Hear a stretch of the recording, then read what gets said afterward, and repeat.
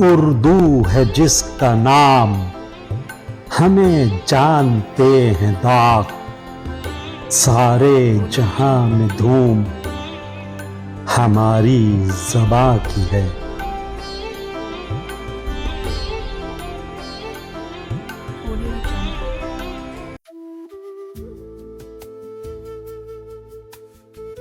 کرن کرن اجالا سیریز، محمود فاروقی کے افسانے، مرتب مشہود فاروقی۔ آج کا افسانہ، پیاسا، تحریر محمود فاروقی، آواز و پیشکش مشہود فاروقی۔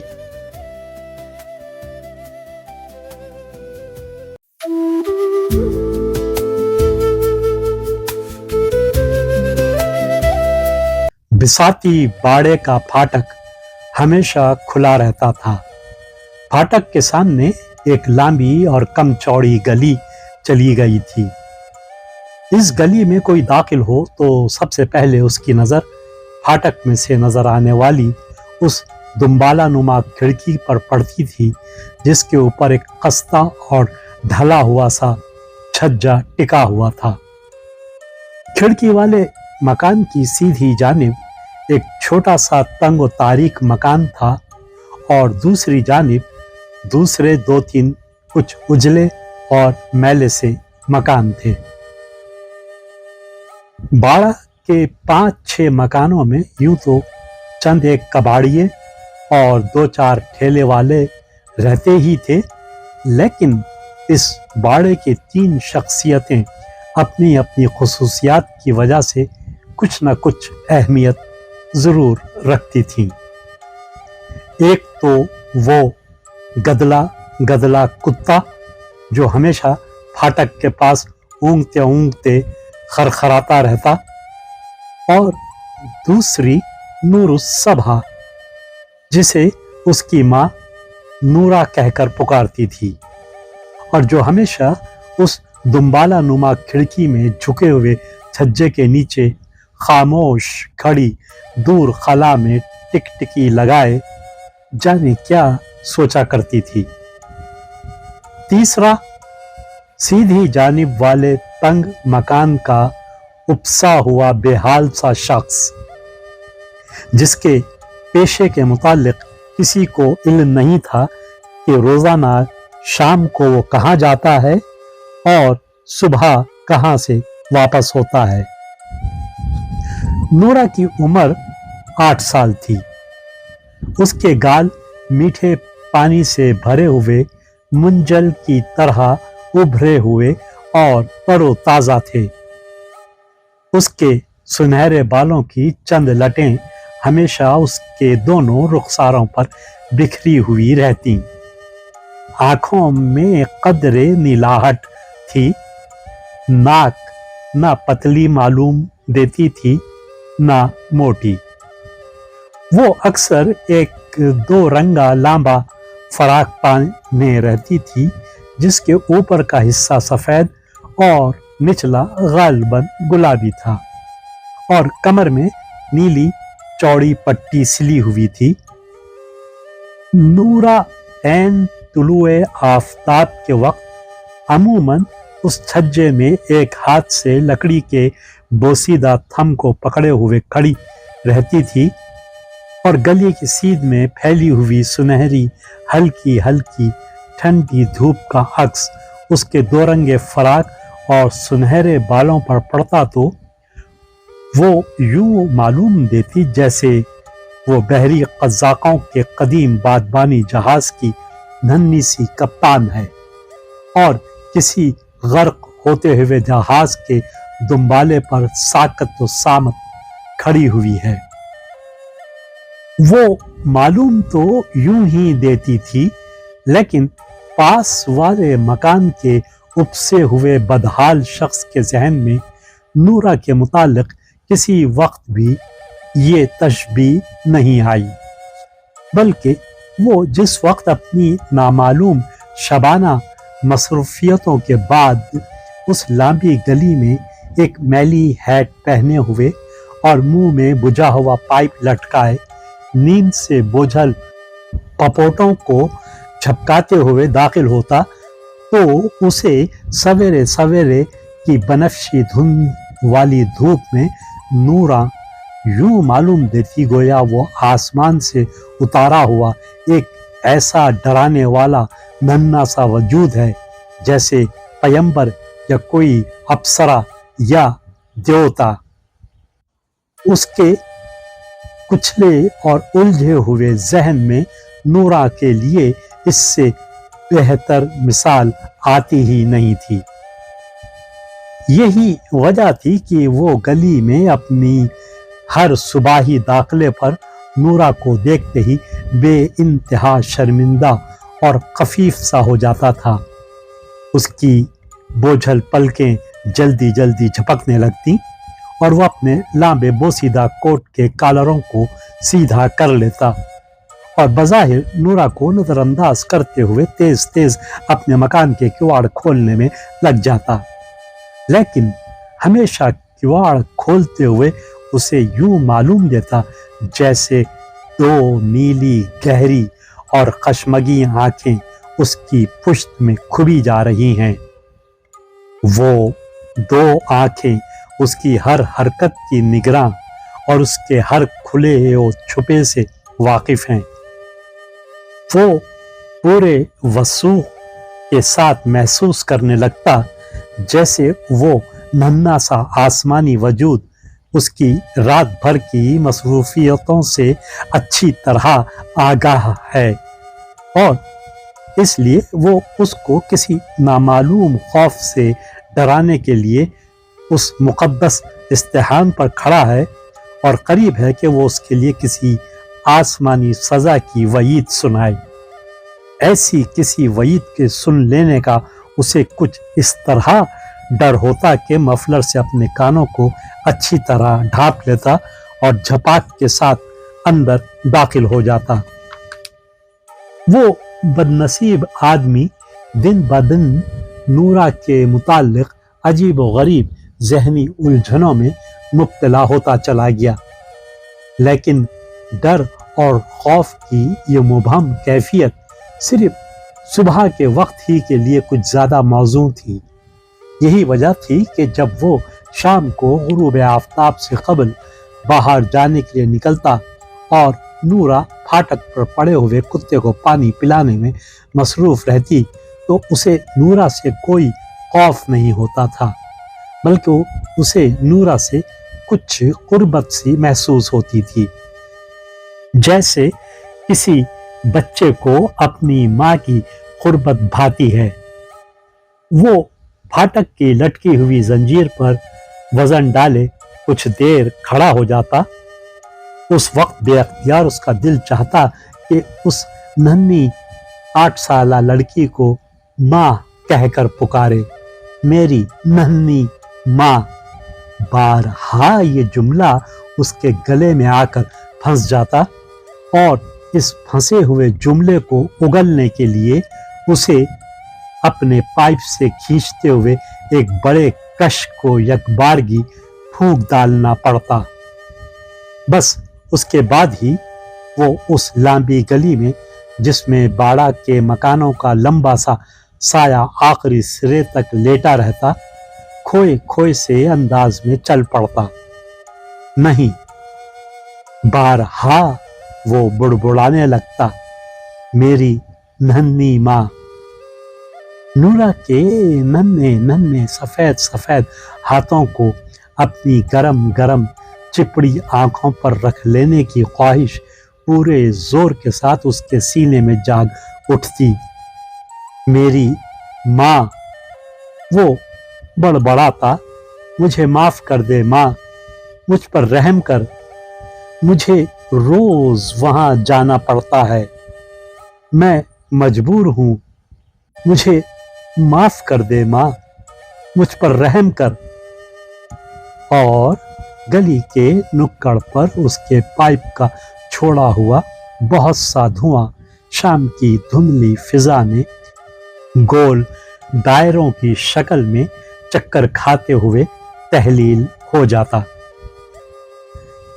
جیسے جیسے دن گزرتے گئے، نورا کے ساتھ خوف و محبت کے یہ دو متضاد جذبے شدید تر ہوتے چلے گئے۔ اس کو نورا سے ہر صبح جبکہ وہ اپنے اسکول کی گاڑی کے انتظار میں اس دمبالا نما چھجے کے نیچے کھڑی ہوتی ڈر ہونے لگتا تھا، اور ہر روز شام کو جبکہ وہ اس مریل سے کتے کو مٹی کے سکورے میں پانی پلاتی، وہ اس سے محبت کرنے لگ جاتا۔ ہر روز صبح کو اسے کسی آسمانی وعید کی خوفناک توقع رہتی تھی، اور وہ اپنے دروازے کے پٹ شدید اضطرابی ہیجان میں کھول دیتا تھا، اور ہر روز شام کو گلی کے نکڑ پر اس کے پائپ کا دھواں جمع ہو کر تحلیل ہو جاتا تھا، جیسے میری ننھی ماں کے نت نئے مفہوم فضا میں بکھیر دیے گئے ہوں۔ ان دو مخالف اور متضاد جذبوں کی کشاکش نے اس کی حالت کو بہت زیادہ قابل رحم بنا دیا۔ کوئی اگر اس سے سوال کرتا کہ تم نورا سے پیار کرتے ہو یا نفرت، تو وہ اس معصوم اور بھولی بھالی 8 سالہ لڑکی کے تعلق سے اس پیچیدہ سوال کا جواب دینے سے قطعاً عاری تھا، لیکن معلوم نہیں کیوں اس کا دل چاہتا کہ کوئی اس سے اس قسم کا سوال کرے۔ دراصل وہ خود اس بے درد سوال کا کوئی جواب متعین کر لینا چاہتا تھا، مگر باوجود کوشش کے وہ کسی فیصلے پر نہیں پہنچ سکا۔ اس بری طرح کس دینے والے شکنجے سے اپنے آپ کو بچانے کے لیے اس نے بتھیری کوشش کی کہ کسی طرح نورا کے متعلق اچھے اور برے خیالات یکسر ذہن سے فراموش کر دے اور نورا کو بالکل ہی نظر انداز کر دے، لیکن کسی وقت بھی وہ اس میں کامیاب نہ ہو سکا۔ اس کی حالت اس وقت بہت زیادہ قابل رحم ہو جاتی تھی جب وہ اپنے اندرونی خلجان سے گھبرا کر بڑبڑا اٹھتا، میں نورا کو نہیں جانتا، وہ کون ہے؟ میں نورا سے واقف نہیں ہوں۔ وہ تقریباً چیخ اٹھتا، مجھ سے نورا کے متعلق کچھ نہ پوچھو۔ بہرحال نورا اس کی اپنی خواہش کے خلاف دو انوکھے زاویوں کے ساتھ اس کے ذہن پر مسلط ہوتی چلی گئی۔ لیکن ایک دن، اس دن آسمان پر بادل چھائے ہوئے تھے اور گھٹا دینے والے حبس کی وجہ سے پھاٹک پر پڑا ہوا کتا بڑی بے چینی سے خرخرا رہا تھا کہ اچانک ایک چھوٹی سی بار بردار گاڑی پھاٹک پر آ کر رکی۔ صفائی کمیٹی کے 2-3 آدمی اس گاڑی سے اتر پڑے۔ انہوں نے بڑی تیزی اور ہوشیاری کے ساتھ کتے کو پکڑ لیا اور اس کے جبڑوں کو چیر کر چند گولیاں زبردستی نگلوا دیں۔ کتا بری طرح چیخنے لگا۔ اسی وقت نورا اپنے اسکول سے واپس لوٹی اور اس نے پھاٹک کے پاس والے چبوترے پر کھڑے ہو کر اور قدرے پنجوں پر اونچی ہو کر چلاتے ہوئے کہا، اسے چھوڑ دو، یہ میرا ہے۔ لیکن صفائی کے برخندازوں نے اس کی طرف کوئی توجہ نہیں کی اور ان کی گاڑی کتے کو لیے ہوئے گلی میں دوڑ گئی۔ غریب کتا گلی کے موڑ تک نورا کو دیکھتے ہوئے بری طرح مچلتا رہا۔ گاڑی کے نظر آنے تک تو نورا نے بڑے ضبط سے کام لیا، لیکن جو ہی گاڑی اس کی نظروں سے اوجھل ہوئی وہ بری طرح رو پڑی۔ لگاتار آنسو اس کے بھرے بھرے رخساروں پر بہنے لگے۔ اس وقت اس کا وہ مجہول پڑوسی مکان کے اندر سے اس واقعے کو چارپائی پر پڑا دیکھ رہا تھا۔ نورا کو روتے دیکھ کر اسے اچانک بڑی خوشی سی ہوئی۔ اسے یوں محسوس ہوا جیسے صفائی کے برق اندازوں نے نورا سے اس کا انتقام لے لیا ہے۔ وہ اسے مار ڈالیں گے، یقیناً وہ کتا مر جائے گا۔ نورا سے یہ کتنا اچھا انتقام ہے۔ میں بھی تو ایک کتا ہوں، اس نے سوچا۔ ایک دن ہاں کسی نہ کسی ایسے ہی ایک ابر آلود دن میں مجھے بھی خدائی کارندے موت کی بھیانک گاڑی میں ڈال کر کسی نامعلوم منزل کی طرف دوڑ پڑیں گے۔ کیا اس وقت بھی کوئی معصوم نورا اپنے پنجوں پر اونچی ہو کر میرے لیے رو پڑے گی؟ کاش کوئی نورا میرے لیے بھی روتی، لیکن یہ ناممکن ہے۔ شدت احساس سے وہ بڑبڑا رہا تھا، ناممکن۔ میں ایک ایسا کتا ہوں جس کے لیے کوئی نورا کسی حال نہیں رو سکتی۔ میری گھناؤنی زندگی آخر کس طرح ان مقدس اور پاکیزہ موتیوں کا مول بن سکتی ہے؟ اور اس نے بڑی حسرت کے ساتھ نورا کے رخساروں پر ڈھلکتے ہوئے موٹے موٹے آنسوؤں کو دیکھا، اور نہ جانے کیوں اس کے سامنے اس کی پچھلی زندگی تیر سی گئی۔ اسے وہ دن یاد آئے جبکہ وہ ایک سنہری زندگی بسر کر رہا تھا۔ روپیہ اور روپے سے پیدا ہونے والے سارے لوازمات اس کے گرد جمع تھے، اور وہ دنیا والوں کے دکھوں سے بے پرواہ اپنی زندگی پر سونے اور چاندی کا روپہلا خول چڑھانے میں مصروف تھا۔ پھر ایک دن اس کے روپہلے خول کو ان لوگوں نے توڑ دیا جو اپنے لیے اس قسم کا خول حاصل کرنے میں ناکام رہ گئے تھے۔ وہ خول جس کی ساخت میں کئی بے کس زندگیوں کی محنت اور کئی ایک نوراؤں کی معصومیت کا استعمال ناگزیر ہے۔ خول جب ٹوٹا تو وہ دنیا والوں کو اس نظر سے دیکھنے پر مجبور تھا جس نظر سے انڈے سے نکلنے والا چوزا اپنے ظہور کے اولین لمحوں میں بھوک سے بے تاب ہو کر دیکھتا ہے۔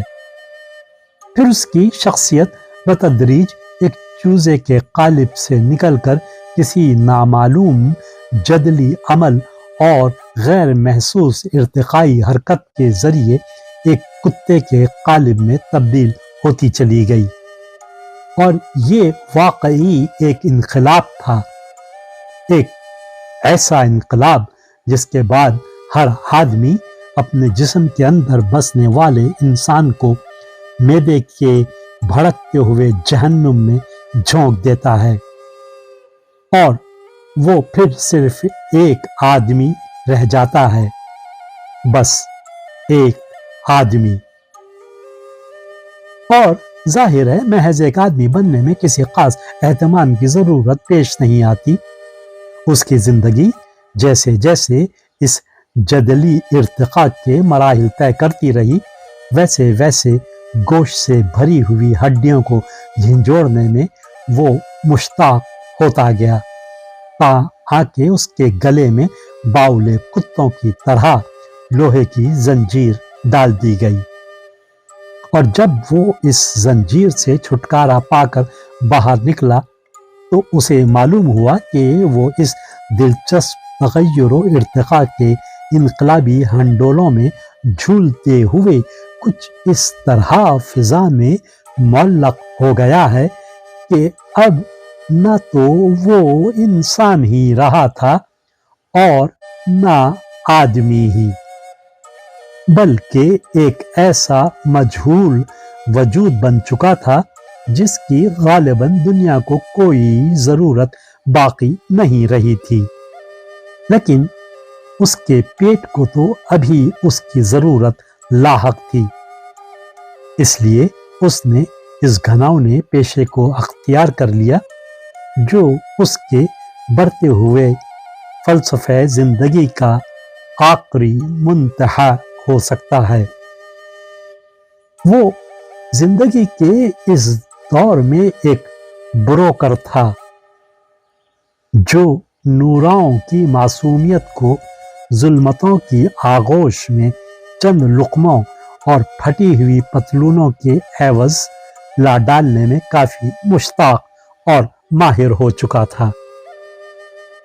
وہ اپنی اس حالت پر عرصے سے قانع ہو چلا تھا، لیکن اس کی اس قناعت کو نورا کی 8 سالہ معصومیت نے بری طرح لوٹ لیا۔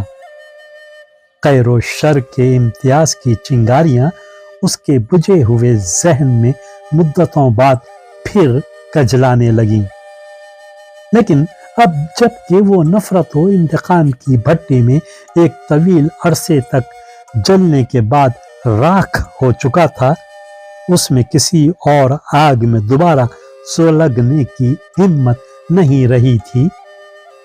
میں ان چنگاریوں کو بجھا دوں گا، وہ ناقابل برداشت اذیت کے ساتھ بڑبڑا اٹھا۔ کیوں نہ میں نورا کو؟ اور اس نے گھبرا کر باہر نظر ڈالی، مگر نورا وہاں سے جا چکی تھی۔ نورا تو جا چکی تھی، لیکن ایک خطرناک خواہش اس کے دل و دماغ پر کچھ ناخواستگی کے ساتھ چھاتی چلی گئی، اور اس نے تشنجی حالات میں اپنے دونوں ہاتھوں سے تکیے کونے کو پکڑ لیا اور اسے بھینچنے لگا۔ اس وقت اس کی صورت ایسی بھیانک ہو گئی تھی کہ اگر کوئی اسے دیکھ لیتا تو ڈر کر چیخ مار دیتا۔ اس طرح تکیے کے بھینچنے سے اس کی ہتھیلیوں میں لذت آمیز کھنچاؤ سا پیدا ہو گیا، اور ایک عجیب طرح کا سرور انگیز جوش اس کے اعصاب پر چھا گیا، بالکل اس طرح جیسے سوکھی خارش کا مریض اپنے جسم کو کھجاتے ہوئے ہلکے ہلکے درد سے ملی ہوئی لذت کا شکار ہو جاتا ہے۔ پچھلی رات کے سناٹے میں بساتی باڑے کے مختصر سے صحن میں ایک سایہ اس دنبالہ نما کھڑکی کی طرف حرکت کرنے لگا۔ وہ وہاں کچھ دیر کے لیے ٹھہر گیا اور پھر بڑی احتیاط کے ساتھ کھڑکی کے نچلے کٹگر کے اوپر چڑھ گیا۔ کمرے میں کامل تاریکی چھائی ہوئی تھی۔ چھجے کے نیچے کھڑے ہوئے شخص نے دیا سلائی جلائی۔ اس لمحے پر کی ہلکی روشنی میں اس نے دیکھ لیا کہ کمرے میں سوائے نورا کے اور کوئی نہیں ہے۔ کمرے کے دوسری طرف کے دروازے سے نورا کے باپ کے خراٹے سنائی دے رہے تھے۔ نورا سفید رنگ کے چوڑے پائچوں والا غرارہ پہنے پلنگ پر سو رہی تھی۔ اس کا ایک پیر پلنگ کے نیچے غرارے کے پائچے سے باہر لٹک رہا تھا۔ دیا سلائی بجھ گئی اور وہ شخص جو یقیناً اس کا پڑوسی تھا آہستگی کے ساتھ نورا کے پلنگ کے سیدھی جانب زمین پر بیٹھ گیا۔ اس وقت اس کا ذہن پوری طرح مطمئن تھا۔ ایک طویل عرصے سے اس کے ذہن میں پھنسی ہوئی الجھنوں کو نکلنے کے لیے ایک واضح اور صاف راستہ مل چکا تھا۔ ذہن کے اندرونی پیچیدہ محصولات کی نکاسی کے لیے انسان کو کسی نہ کسی خارجی مہیج کی ضرورت ہوتی ہے، خواہ وہ مہیج اپنی نوعیت میں برا ہو یا اچھا۔ بہرحال انسان ہمیشہ اپنے اندرونی بوجھ سے کسی نہ کسی صورت چھٹکارا پانے کا متمنی رہتا ہے۔ اگر یہ تمنا اور خواہش کسی وقت بھی انسان سے چھین لی جائے تو پوری کائنات بے معنی ہو کر رہ جائے، اور تخلیق کا یہ لامبا جلوس جو صدیوں سے انسان کے عظیم ترین ذہن سے نکل کر کائنات کی وسیع ترین ذہن میں بڑھتا چلا آ رہا ہے، زندگی کی شاہراہ پر اچانک رک جائے۔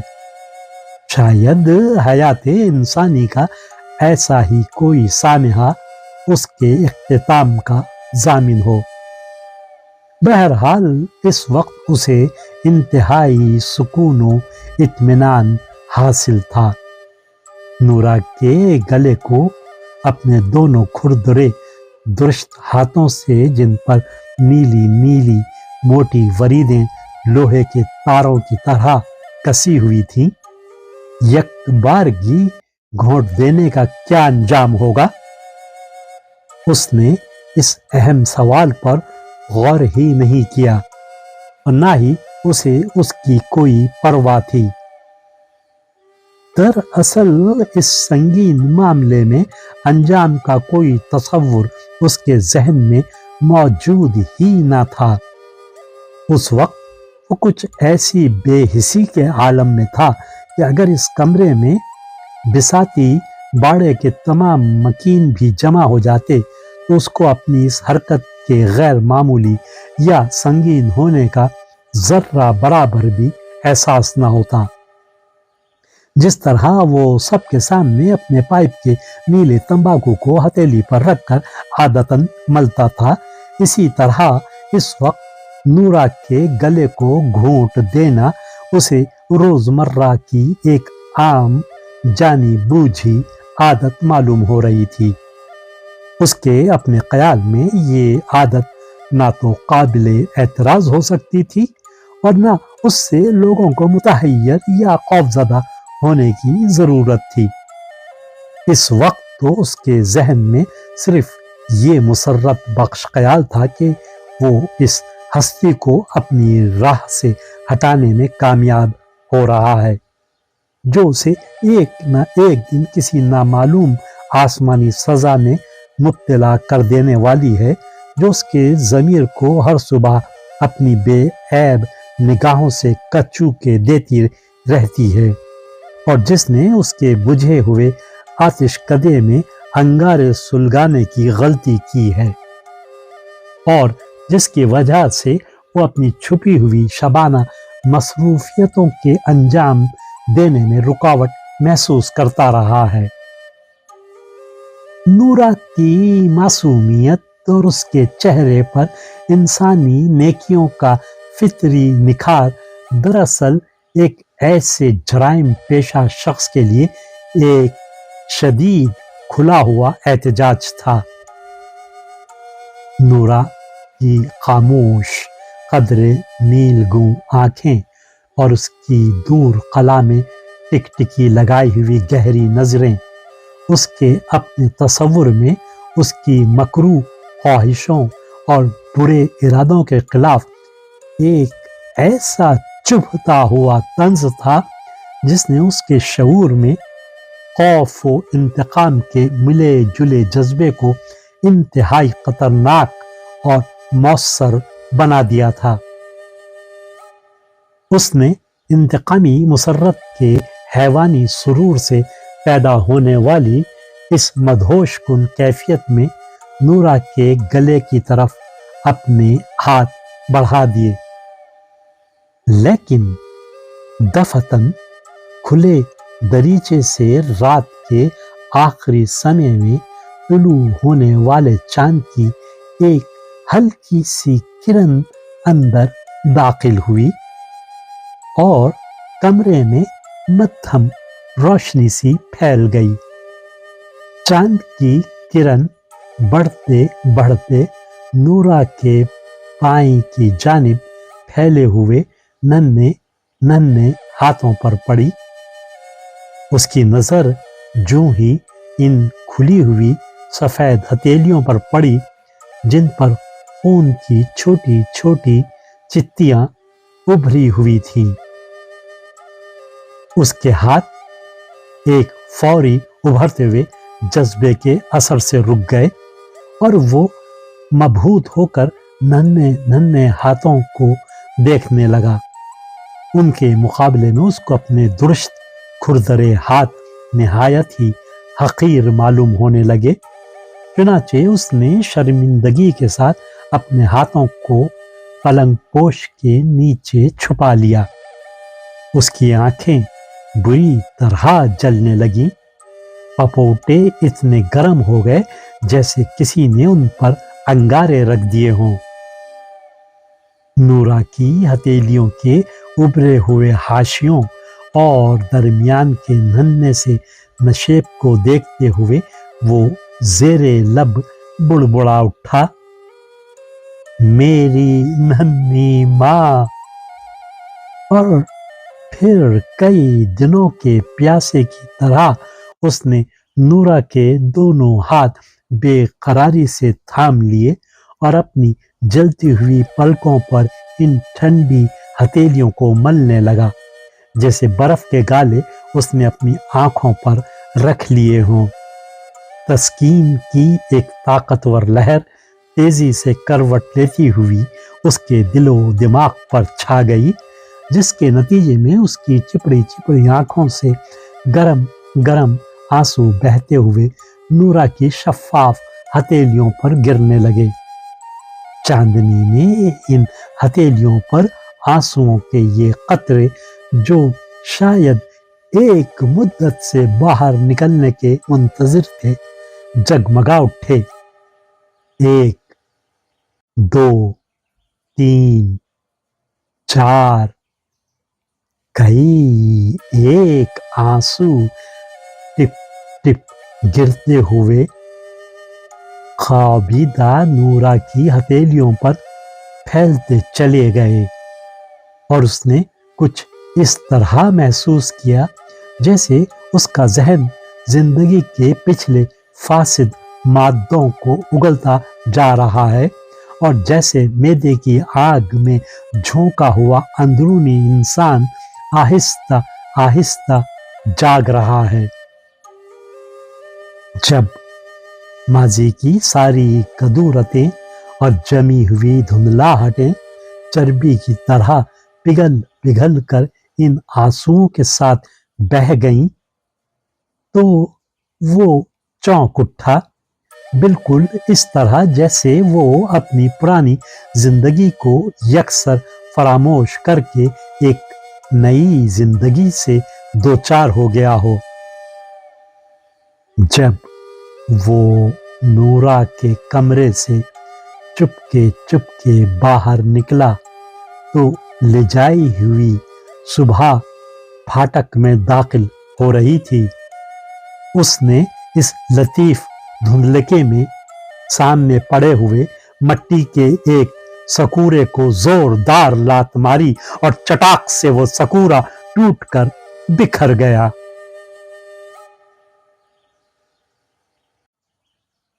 ویڈیو دیکھنے کے بعد چینل کو سبسکرائب کرنا نہ بھولیں اور تازہ ترین اپڈیٹس کے لیے گھنٹی کے بٹن کو ضرور دبائیں تاکہ ہمارے منفرد اور پر اثر پیغامات آپ تک پہنچتے رہیں، اور اگر لائک کریں تو اپنے دوستوں کے ساتھ شیئر کریں۔ شکریہ۔